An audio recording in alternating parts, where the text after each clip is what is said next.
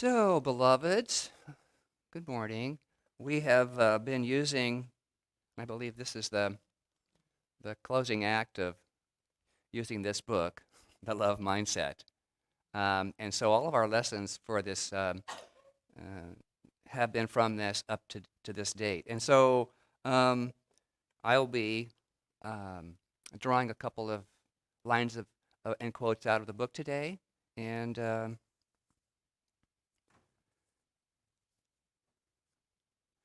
so I begin with a quote, not from the book, but from Chris Michaels, Reverend Chris Michaels, who I met early on in my ministerial journey. And this is what he wrote.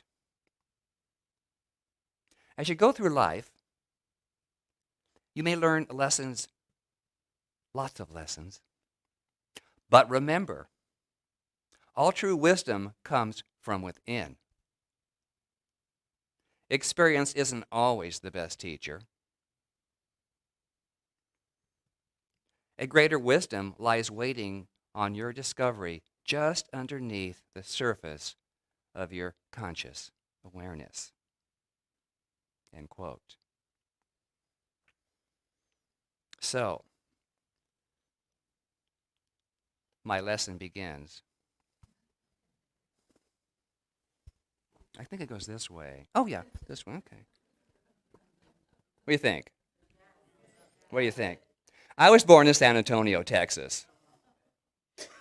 So I put on the trappings of the belief in the image, and I like it. I like it. I had a full range of accessories before the campfire, and so I had the pleasure of reinventing parts of how it should look. So this is how it looks today. And so actually, it's pretty good with the light. Anyway, as I said, I was born in San Antonio, Texas, and I had a grandmother, like many of you, probably. I had, well, I had four, because you know how people remarry and stuff in life. So it was an abundance of family, shall we say. But this one grandmother we all called Granny, kind of a Granny Clampett type, truly. Typical granny, not like today's grannies. I look around the room, boy, oh boy, there's some good-looking grannies today. But she was the typical, simple dress and all that stuff. And so, but she lived outside of San Antonio in a little town called Devine, spelled Devine. It was a small ag community, just a few miles, maybe 30, 40 miles out of San Antonio. She was my mom's mom, and our family would visit Granny on her farm most every summer in the month of July. Now, getting to Granny's house, the last little bit was a half a mile of gravel road. It had 2 lanes, but sometimes it was not quite. And then the last little stretch was over a rickety wooden bridge. Well, her home sat on the corner of several acres, small little house, 1 story, with lots of ups and downs add-ons. You know how the country folk do. And it had a screen porch, because she couldn't just sit outside with all those bugs and things buzzing around.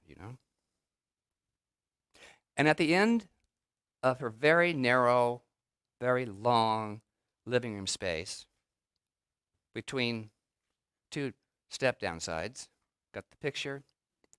Right down at the end, right where April is, was a huge, to me, swamp cooler, sat in the window. It was, at the time, it was just like, oh, this is wonderful. And we as kids would stand in front of it. Anyone else? And you go, ah, boy, is that nice. Isn't that nice? Well, it cooled the inside a bit, but it also kept it quite humid, just like the outside. So between the inside and the outside was about, 8 degrees. But humidity, same, same. Now around the house in all this humidity stood these gnarly old mesquite trees, creating quite a canopy of filtered light. It was quite magical to me as I was doing my lesson. I thought, oh, I learned a lot then. I learned a lot then. And how it kept the humidity kind of in place. It kept it really in place. And as I would go out through her yard, we got to the corners of the house where instead of down spouts all the way down, there were like holes in the corners of the, and it kind of channeled the water into rain buckets, barrels. These rain barrels were huge, huge. And my grandmother would dip into this to water the plants. And so I believe that's where I first learned about using Mother Nature, conserving the water, being mindful of all of that balance and how nature provides so much. Actually, everything that we need if we just pay attention.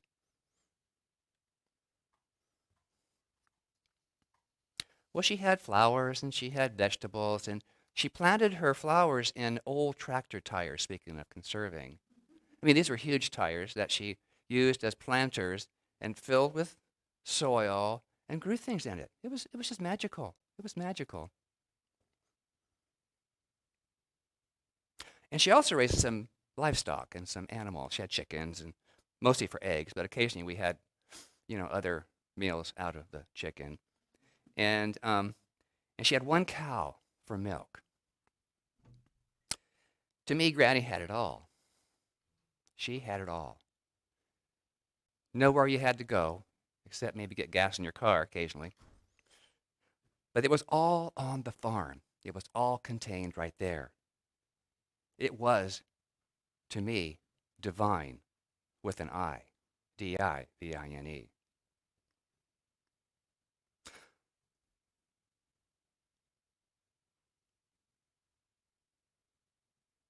One thing I would do on the farm,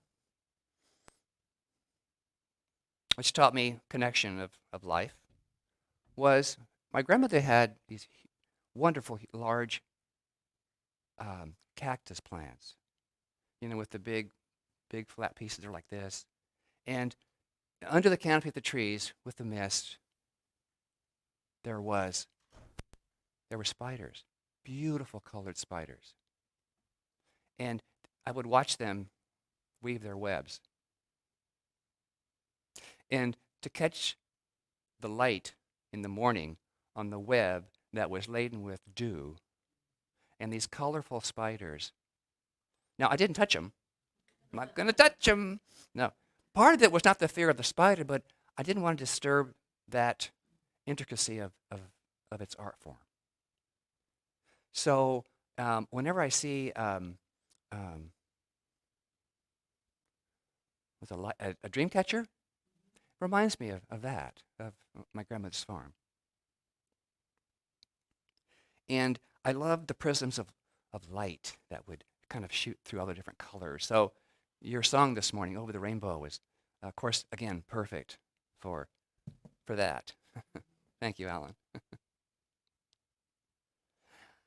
Well, back to the cow for a minute. I was taught how to milk that cow. Anyone ever try to milk a cow besides go to the market and reach for, Uh-huh. Well, I learned there's a certain technique associated with milking a cow.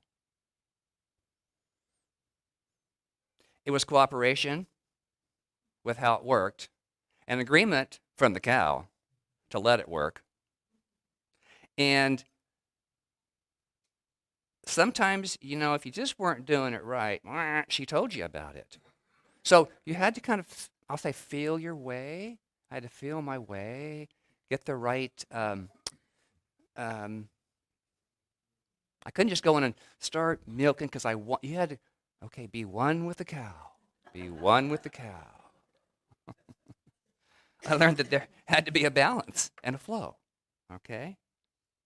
And so my title today, like fresh cream in a bucket, like rich cream in a bucket of fresh milk, is my metaphor for life today. From all of those, pieces of my grandmother's farm. To me, the bucket I'm using as universal consciousness,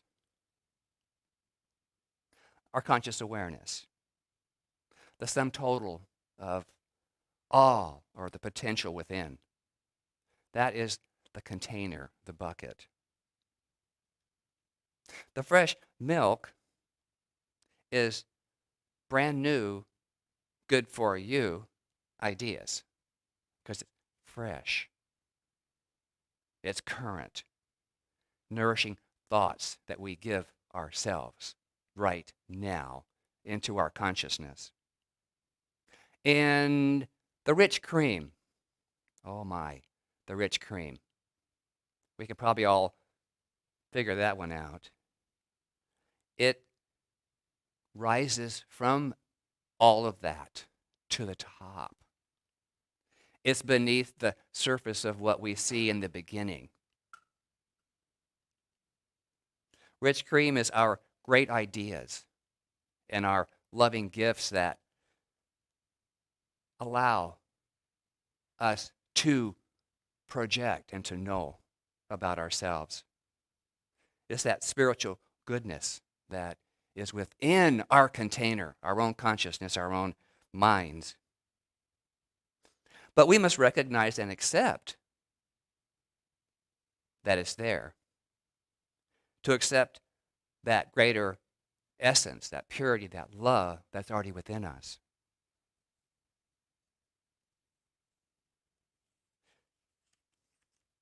It's really easy to accept the ingredients in a bucket of milk, isn't it? more so than in this bucket.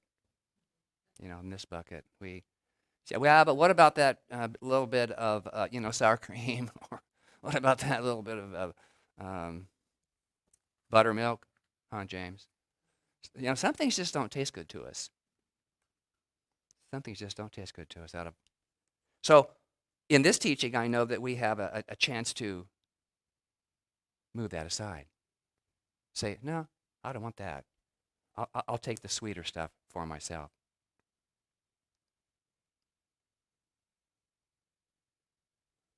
So, many of us know really the potential in what's contained in fresh milk, right? Out of a cow, not the kind in the store. But out of that, all products are made. There's everything from whole milk, half and half, heavy cream, cheeses, non-fat milk. It's all there. It's all there. 2%, 40%, I don't know, different percent. but my point is, here is this potential. And we've taken and created, through mind, different products out of one basic thing or idea. And that's how we work. That's how we work. I didn't know what was going into Granny's milk when I was doing it. What was in the pail. I certainly couldn't see it going. I couldn't see it. But as children, we love to wait for the cream to rise. I learned patience. Just say, wait, not yet. No, oh, so come here. She'll go, look at this. And we'd skim that off. Oh, it was delicious. It was delicious. And so the rich cream of our thoughts, when we place an idea into our consciousness, be patient. It's happening. It's in there. The spirit, the universal consciousness, the divine wisdom is creating out of the words we use and place into it. In the love mindset, our book of this month, I quote, "It, love, is about seeing ourselves and others as interconnected parts of the whole. It's about seeing ourselves as one as each other." And that was my reason for choosing the face of God today. You are the face of God. It's you I see as in me as me.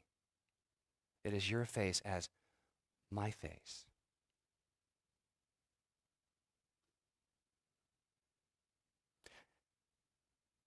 And he goes on to say, she goes on to say, it's almost as if we're playing a game of hide and seek with this recognizing people. How many times I've done this? Sometimes there's some reason that I don't want to look that person in the face. We've all done it.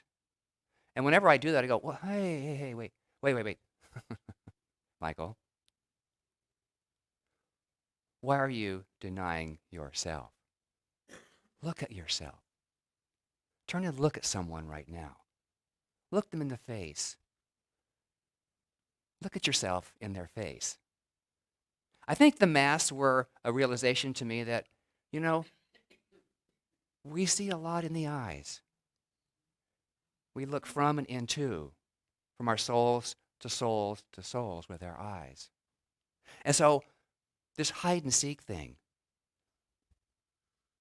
many times if we're a lot more conscious and we seek others out, you know what? We make a difference for them. We might be the lift they need.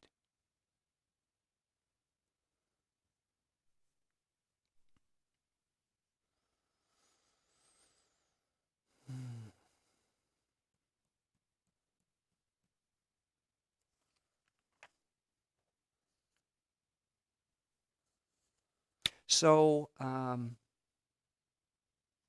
certain if I were to pass out, which I won't, a sheet that asks you to list how many ways have you been influenced by those in your family who've come before you in positive ways? What have you learned to take with you and put into your bucket as fresh milk? And I charge you, when you come to some of those, and you will, and you know who was your influence, thank them. If they're alive on the planet, call them. Go see them. Tell them what you learned. Say thank you. I love you. Because this is what I learned. And it may be out of conflict. But we don't have to continue that. We can reach and dig deep into the bucket and pull out something rich and creamy and expand on that. Put some whipped cream on it.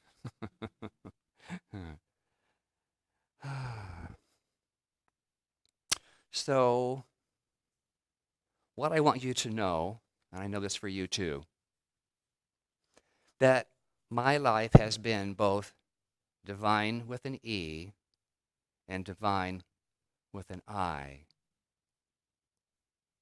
I learned to be patient, to cooperate with others, to live in balance, and find common ground through loving agreements.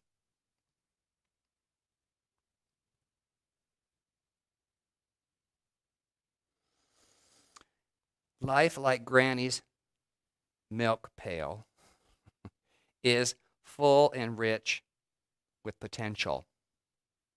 I invite you to dig deep into the reservoir of the one source. I invite you to place a greater trust in the divine supportive nature as yourself. As yourself. I invite you to create the mental atmosphere for greater love. And I invite you to open to something new and fresh and maybe a little bit risky. Please know the Spirit, that wisdom, lies waiting on your discovery, just underneath the surface of your conscious awareness. Know the greater the risk you're able to take results in separating the heavies, elevates the awareness, and provides amazing opportunities for a richer, more full life, the experiences of which will thrill you if it's from love. Beloveds, be a face of God as you decide for yourself what will take place in your life. You get to decide that. You get to decide. Isn't that thrilling? Isn't that scary? Isn't that powerful? I think so. I think so. So, be a face of God starting today. Raise it up. Look around. Look over the rainbow into the clarity of spirit. And in closing, may your bucket overflow with the rich cream of pure love. Namaste. And so it is.